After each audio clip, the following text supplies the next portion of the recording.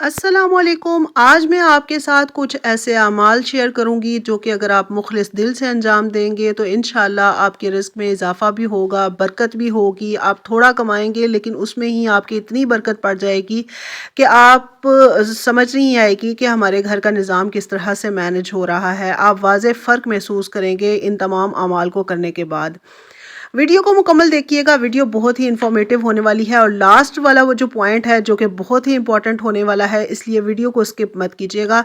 और वीडियो को स्टार्ट करते हैं जी। जो सबसे पहला जो हमारा पॉइंट है वो ये है कि अल्लाह का शुक्र अदा करना सीखें। जितना अल्लाह का शुक्र अदा करेंगे उतना ही अल्लाह बरकत भी डालेगा आपके कामों में, आपके रिस्क में बरकत अता फरमाएगा। क्योंकि ये तो कुरान की आयत भी है, सूरह इब्राहीम की आयत नंबर 7 में खुदावंद मुताल इरशाद फरमा रहा है कि अगर तुम शुक्र अदा करोगे तो मैं तुम्हें और ज़्यादा अता करूँगा। तो ये अल्लाह का वादा है और खुदावंद मुताल अपने वादे का बहुत अच्छे तरीके से पासदारी करता है। और इसलिए अगर आप चाहते हैं कि आपके रिज़्क़ हलाल में बरकत अता हो अल्लाह ताला की तरफ से, तो आप शुक्र अदा करने की जो एक आदत है ना, वो ज़रूर अपना लें। एक सजदा शुक्र, अगर आपके घर में थोड़ी आमदन है, ज़्यादा आमदन है, वो मैटर नहीं करता। अगर थोड़ी आमदन है तो उस पर भी आप सारे दिन के बाद एक सजदा शुक्र अदा करें तो आप देखेंगे कि आहिस्ता आहिस्ता आप ग्रेजुअली फ़ील करेंगे कि आपकी आमदन भी बढ़ती जा रही है, आपकी इनकम में अच्छा खासा इजाफा होता जा रहा है। और इसको आप ग्रेजुअली ही फ़ील करेंगे, एक से दम कोई बरसात नहीं होनी पैसों की, लेकिन आहिस्ता आहिस्ता आप इस चीज़ को नोटिस करेंगे। नेक्स्ट जो पॉइंट है वो भी बहुत इम्पॉर्टेंट है और इसको आप अपनी आदत बना लें। वैसे भी माह मुबारक चल रहा है और इस माह मुबारक में तो इस्तग़फ़ार की बहुत ज़्यादा अहमियत है। अगर गुनाहों की वजह से आपका रिज़्क़ बंद हो चुका हो, या फिर अक्सर ऐसा होता है कि हमारे गुनाह ही हमारे लिए मुश्किलात का सबब बनते हैं, हमारे गुनाह ही हमारे लिए रिज़्क़ में रुकावट का सबब बन जाते हैं। तो इसलिए आप गुनाहों से माफ़ी मांगते रहें, इस्तग़फ़ार पढ़ते रहें। जिस भी सूरत में, अगर आप कोई काम कर रहे हैं तो इस्तग़फ़ार पढ़ें। अगर आप कोई किचन में काम कर रहे हैं, कपड़े धो रहे हैं, बर्तन धो रहे हैं, कपड़े इस्त्री कर रहे हैं, अपनी एक रूटीन बना लें कि चलते फिरते मैंने बस इस्तग़फ़ार पढ़ते रहना है।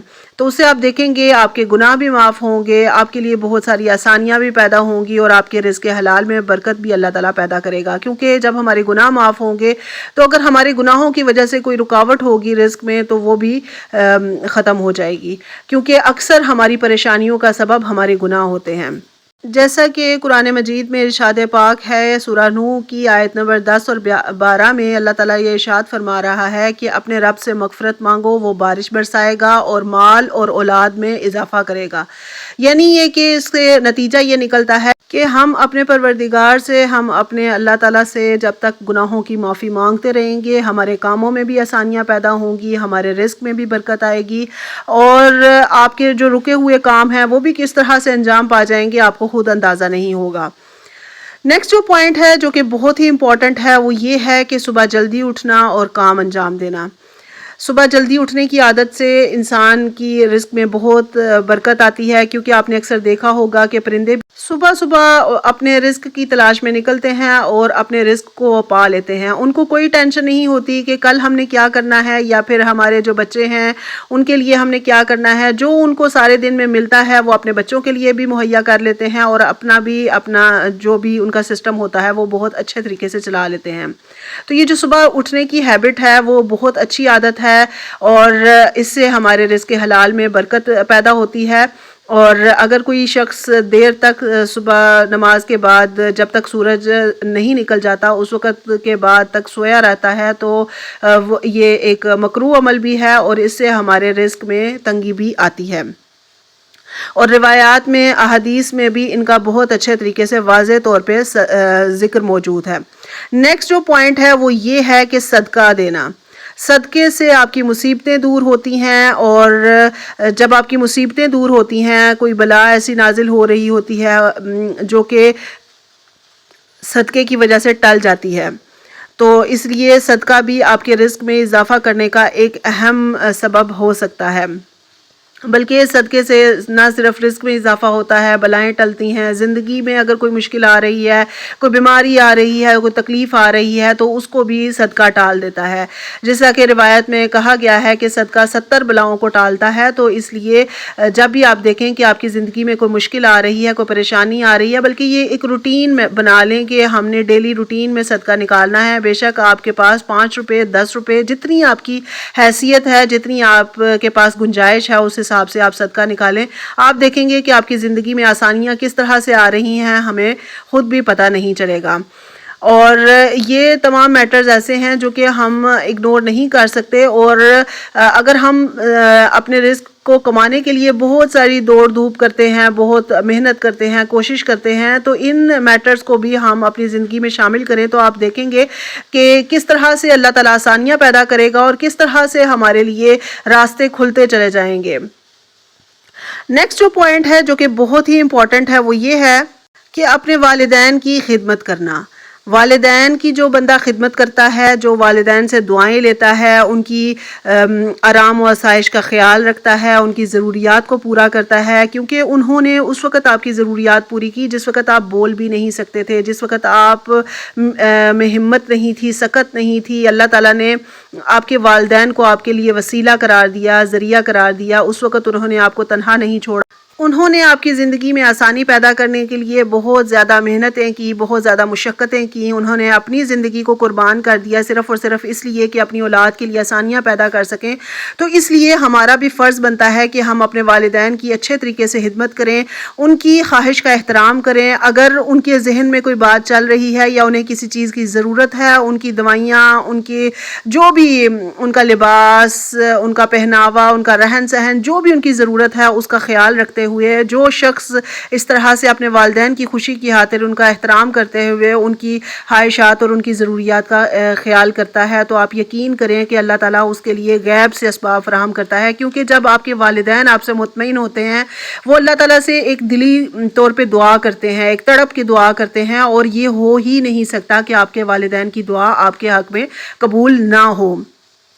نیکسٹ جو پوائنٹ جو میں نے آپ سے کہا تھا کہ last point is most important point, وہ یہ ہے کہ آپ قرآن پاک کی تلاوت کرنا شروع کر دیں، اور خاص طور پہ سورہ واقعہ کو پڑھنا شروع کر دیں۔ سورہ واقعہ کا خاص طور پر رزق کے لیے بہت زیادہ فائدہ بتایا گیا ہے۔ احادیث میں وارد ہوا ہے کہ جو شخص سورہ واقعہ پڑھے گا وہ کبھی بھی فقر و فاقہ کا شکار نہیں ہوگا۔